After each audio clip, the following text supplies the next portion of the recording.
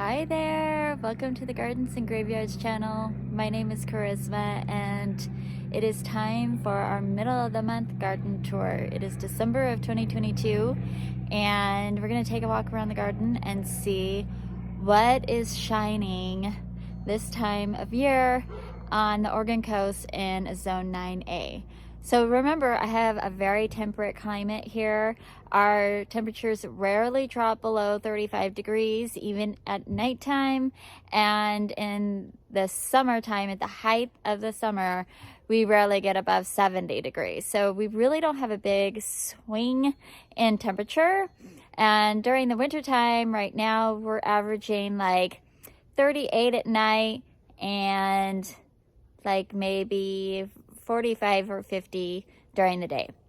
I got up to 50 yesterday. Today's supposed to be like 49. It has felt really good and sunny.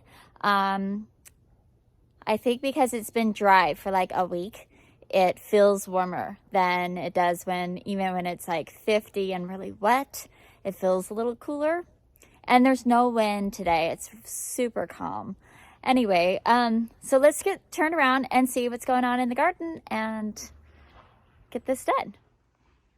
All right, as always, we're starting at the driveway, which is right here, and walking counterclockwise around the garden.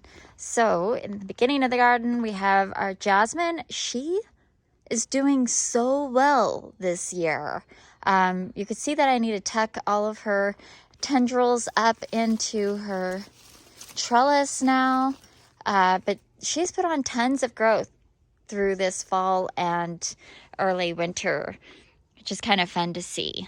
So we're gonna go ahead and pan over this direction, and really what's showing off right here is the privet, which is an absolute monster, and she is going to get cut way back in the next few weeks. As soon as we get the Christmas lights out of there and off the rest of the shrubs around here, we'll start tackling this privet grove, which right now is between 10 and 12 feet tall, depending on which shrub you're looking at, because our ground slopes down.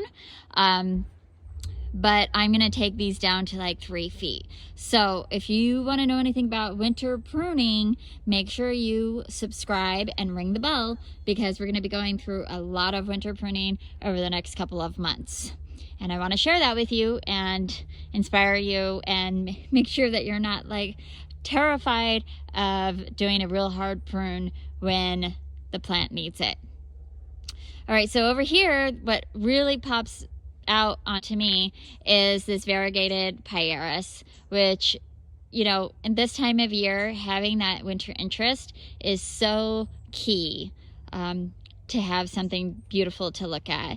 And the next thing that you could see that the hydrangea has nearly lost all of its leaves. I'm going to come in and cut off all of her blossoms and give it a tiny trim, but that plant is going to stay big this year, and then we're going to cut it way back in the fall. The next thing that shows up is this Edgeworthia, and I absolutely love this shrub. It is just so sweet, and it's lost all of its leaves. I think in November when we did this tour, it was still holding on to some fall color and some leaves, but now all of that is gone. You could see her absolutely beautiful structure. It's such strong and striking structure. I love it. And then of course all of these flower buds, and they'll just keep getting more and more and more open until like mid-February. They'll be fully open and perfume the air with such a beautiful fragrance. Okay, then I'm going to back up just a little bit and show that they're not obviously in their full glory yet, but the Iberis, aka Candy Tuft, is just starting to bloom. And so we'll have this beautiful low growing hedge have solid white blooms pretty soon. And we've got them along this side as well. And you can see she's starting to bloom over here. And I really love it when it's in full bloom. So because it doesn't bloom all summer, I think I might just intersperse with Supertunia White Vista and give myself that solid white hedge in the summertime as well. All right, then the next thing we have are these beautiful lemon cypresses. Bright chartreuse green color really pops in the landscape pretty much all year, but it's really striking this time of year. And then of course we have the weeping cherry. I am so grateful to have this tree in our garden because it gives such wonderful, beautiful winter interest. This is just so different and unique to look at from all the other types of you know, trees without foliage on them. Okay, then we have some evergreens here. We've got rosemary, we've got eucalyptus, we've got the cypress, all three of them different colors, and it's just really beautiful in the winter to have that those staple items in your garden. And then of course we have our pots are all decorated for winter, and I shared with you I wasn't sure if the hydrangeas were going to hold up in the winter time. I was right. They do not look that fantastic. You could see all the brown speckling and kind of molding that's starting to happen. I probably won't do that again and have the hydrangeas exposed to rain, but Christmas is only a week away, and then it'll be the new year and we'll dismantle them. So I'm just gonna leave them in there for right now. The next amazing structure that we have in the garden, actually before we get there, I'm gonna turn around, and I wanna show you these black-eyed Susans. Now in the wintertime, they are just their little seed heads, but it gives such fun winter interest in the garden and totally worth just leaving up and not cutting down. Okay, so then everything else over here is pretty mild. Okay, so then we have the staghorn sumacs, and this is an all season interest shrub, which is just amazing to have in the garden. In the spring and summer, they're beautiful green plants, and then in the fall they have the most amazing spectacular fall foliage, show off color. And then in the winter, not only does it have beautiful structure, but if you can see these fuzzy stems, that is not the camera out of focus, it's just that the stems are fuzzy. And that is why they are called elkhorn sumacs, is because they're branches, not only do they branch kind of like an elk's antler, but they're when you have young elks, or you know, their new antlers come out all fuzzy just like this. So it's really fun. And then of course they have in the fall they have these great cones, but by this time of year you could see that they've molded on there and they're just like, that's not pretty anymore. But yeah, just gorgeous. And I'm so glad that we cleaned up this area so that you could really see these three separate shrubs and their beautiful structure. And on each side of them, I actually have winter hazels, which are little tiny things. And when they get bigger, they have really gorgeous structure too. And they're more on the white side. So those will complement and contrast with those elkhorns. So I can't wait for that to happen. All right, let's move on. You could see, I don't know if you, maybe blinding you, but the sun is setting. You can see that orange ball right there. Okay. There's the sunset, guys.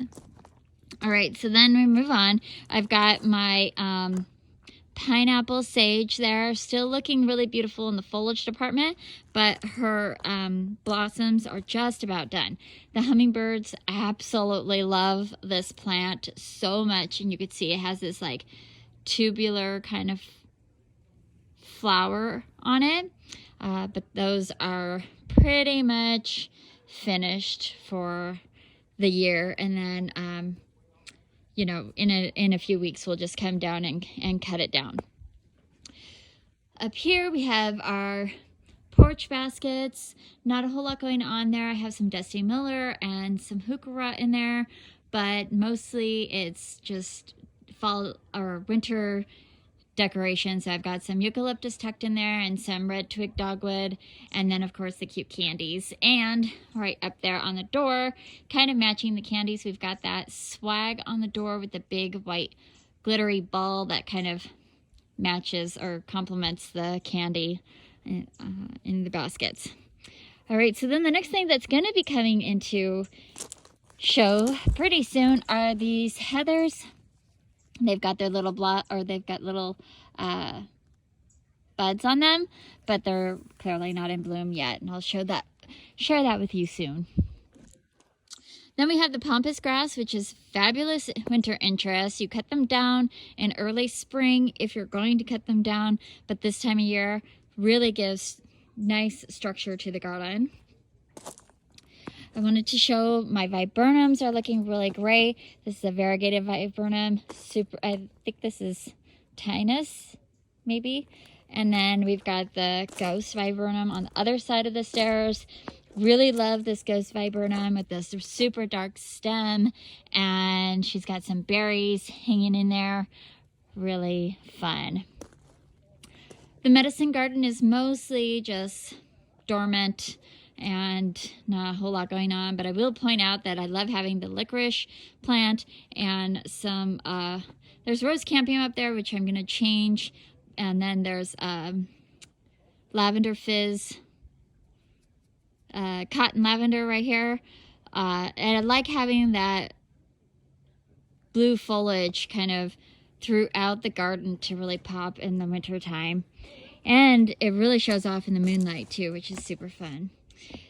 Over here we have a bunch of different primroses, and this one is the one looking the very best. Oh, look at that. It's so pretty. And I really love it up against this super dark chocolate Ajaga. Then we've got a blue one here and a burgundy one here. The burgundy one is also double, but it's not all the way open yet. And then we've got a red one with a yellow eye, and then right behind that, in this little patch right there, is violas, which a native viola, which will start blooming here pretty soon. I've got a red twig dogwood right there, but it's not getting enough sun, so it doesn't get very red. But you could see the brand new foliage is a lot more red. So I feel like I just really need to come in here and prune it and try to rejuvenate it and get it to flesh out with more red in it. Okay, we're gonna keep moving along here to see what's really popping in the garden. We've got some mondo grass that just stays, it looks like that all year long, and it kind of blends in with the Ajaga right now. We can see this little piece right here, but I like it. I've got, let's see, I really love this dogwood. It gives really nice, beautiful winter interest this time of year. So fun. And I was noticing that the vine, what is that, vine something? That's the other thing. No, this one. Creeping wire vine. Look how beautiful it looks this time of year. It's like, and it's got lots of new growth right here. It's living its life. It's fantastic. Okay, but then I also have the mirror plant, or whatever this is, Comprosma Pacific Sunset. It's not looking as good as it did this spring, so I'm gonna have to do a little bit of research on those and see what they need to you know, be a little bit more happy. Okay, then we have red. We do have a red twig dogwood in here, but it's such a little guy you can't see it, but it is right here. and, you know, she'll get there eventually. But we do have the yellow right there. Try to go slow. And yellow right here, which looks really fantastic, and it really pops in the garden this time of year, which is fun. And then over here we have the hydrangea and hosta bed, which is just kind of sleepy and hanging in there. But I do love all this variegated saxifraga, which is taken off, and it's gonna look really fun in there, especially in the wintertime when you can really see it. All right, now we're entering the mermaid garden, and it's pretty empty. So this tells me that I need a lot more winter interest going on down here.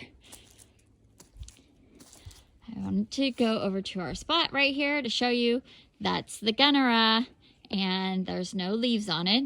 You saw us take that down back in November, but you could see what she looks like in the winter. Really interesting, huh? Okay, so we're just gonna keep going around. I've got the twin berries gonna get cut down in a few weeks, as well as the Himalayan honeysuckle, and we'll probably trim on that Escallonia as well, and that'll be part of our winter pruning series, so stay tuned. It's coming up real soon. I really love going through the garden with you guys and taking a walk through here for my own benefit, because it gives me an opportunity to see where there's pockets of interest missing and really pay attention to what looks beautiful. Look at this beautiful willow with this dark foliage. I cannot wait for her to get bigger so we could see her without crouching down. She's so easy to ignore right now, but I can't wait to see how she looks when she's her full size. I think she gets like 12 feet tall. All right, so anyway, I really love going through the garden because it gives me an opportunity to see what I need and what needs attention. And of course, I love sharing it with you all. All right, so let's get up here and I'll get turned around, look at this area. The Weigelia is doing great. This birch tree, see how far back it's planted? It's stretching towards the sun, and it is getting so top heavy, it kind of lays on my Weigelia when it's full of leaves. So we're actually removing that tree this coming spring, and I hope I can find a white barked tree that I can plant closer into the garden so that we can fill that space, and I'll show you when we get up on my deck why. The other thing I wanted to point out is the star magnolia is looking beautiful. She's getting taller. I can't wait for her to get a little bit taller. It's this tree shrub, this white bark right here. I can't wait for her to get a little bit taller, and so that she's over this fence line, because then I'll be able to see her from my living room windows. She's one of the earliest blooming shrubs in the garden, and it's a bright white, beautiful, dainty flower. Now, I planted this shrub in honor of a woman who is very dear to my heart. She was like a mother to me. She passed away a couple of years ago. She was a huge Grateful Dead fan, and they have a song called Sugar Magnolia, and I wanted to find a magnolia that would thrive and do great in my garden, and so this was my compromise there. And it's just really special to have something like that in my garden that honors someone that I really loved and cherished. Over here we have this variegated plant that I forgot what the name of it is. I'll pop that up on the screen, but I love that I could see her in this dark corner. She really shows off, and it's really fun to see. Don't mind the compost pile. We're going to be revamping this come probably late spring or like summer. We might even wait till later in the summer. I don't know. But it's gonna get revamped. We ended up planting this tree a little bit close to this compost, and we can't really get in there comfortably. And the back pallet is kind of rotting out. So we're gonna change that. It's gonna get moved over, and we're gonna make some other changes. The creek runs back behind there and all the way down there, and then it goes back, you know, where we've planted the rhododendrons and different things over the last couple of years. All right, so we've got the skeleton mix pansies. They are looking gorgeous. Really fun to have some flowers this time of year. Both sides. Super cute. These are actually the violas. So they have a smaller face than a pansy. Let's see. Can I see your face? They have a smaller face than a pansy would, and they're a lot more cold tolerant, so they do great in the winter time. All right, then we have the camellia that we planted a few months ago. It's still just holding on to its buds. The buds are still really tight and they're not blooming. I was expecting it to bloom between November and January, and it doesn't look like they're going to crack open before January, but I have high hopes that I will actually get to see flowers on there this coming year. And then I know that probably next year, once it's really, you know, really established and it's had some time to grow up and, you know, with a little bit more sunshine, I'm positive that we'll have a lot more action on her next winter. Let's move along. The raspberries have finally started to defoliate. It's taken quite a long time, I think. And then all the raised beds are empty, as they have been for several months. However, we all know that those boxes and planters are absolutely chock full of spring flowering bulbs. And I'm going to pan over here into the hellebore bed, and we have cyclamen and a little bit of hellebore. The hellebores are not blooming just yet. They are called Christmas rose or Lenten rose, so they're more likely to bloom, you know, February, March, but we often have them blooming in January. So I've cut down the foliage a little bit so we can really see the flowers shine when they do come up. And of course, the variegated one is always fantastic because it shows off all year long.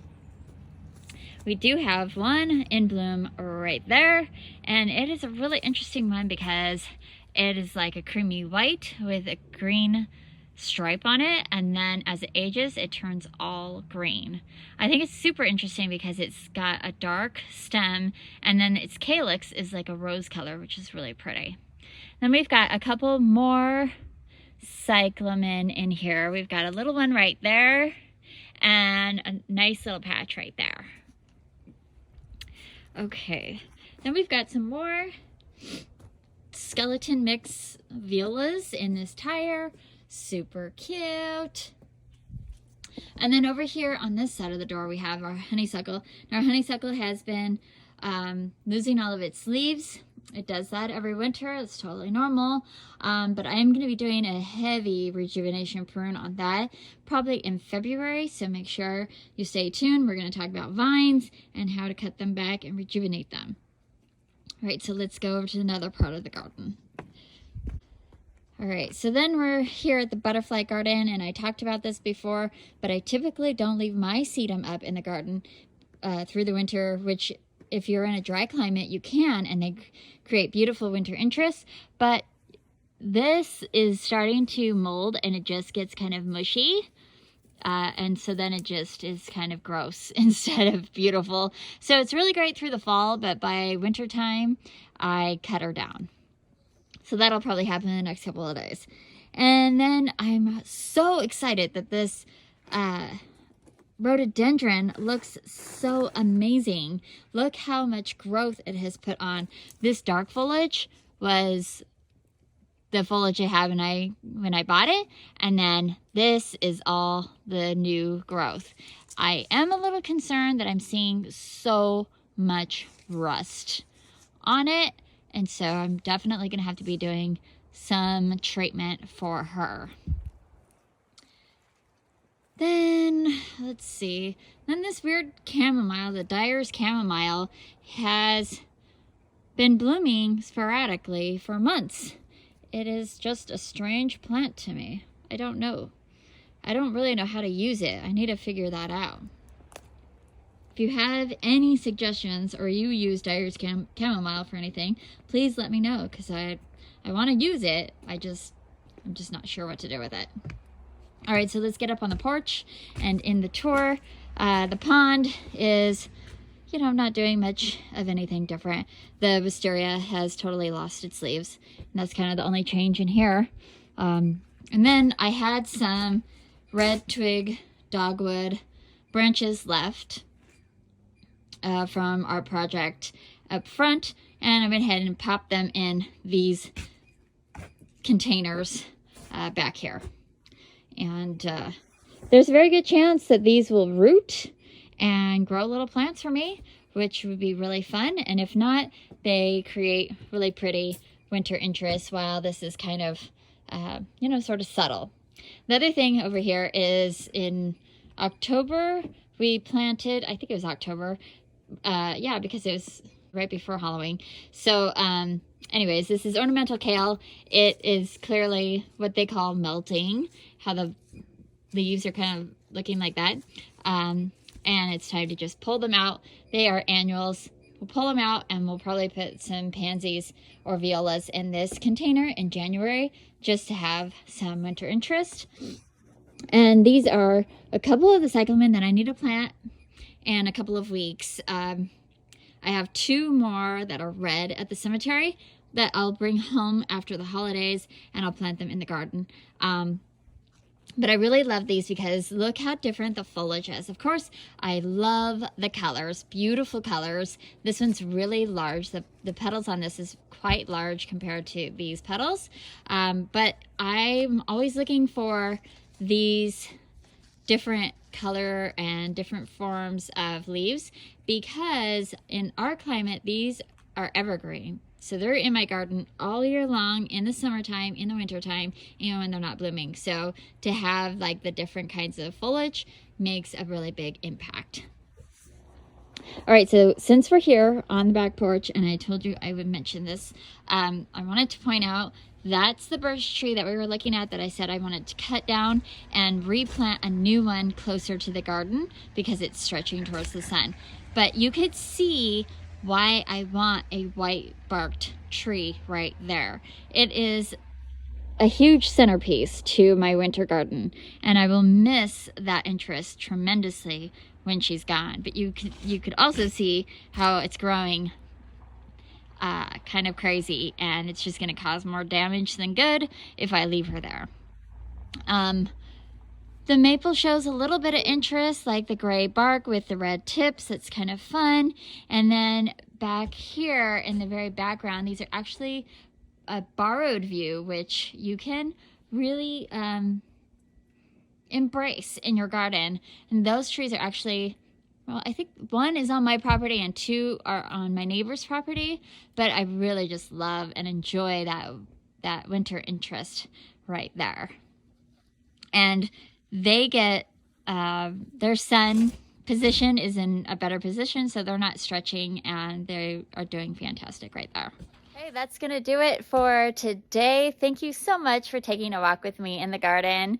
It's always so fun to share my garden with you and take a walk through the garden, because it's just such a beautiful place to be. Until the next time, keep celebrating life, and we'll see you in the next video. Bye.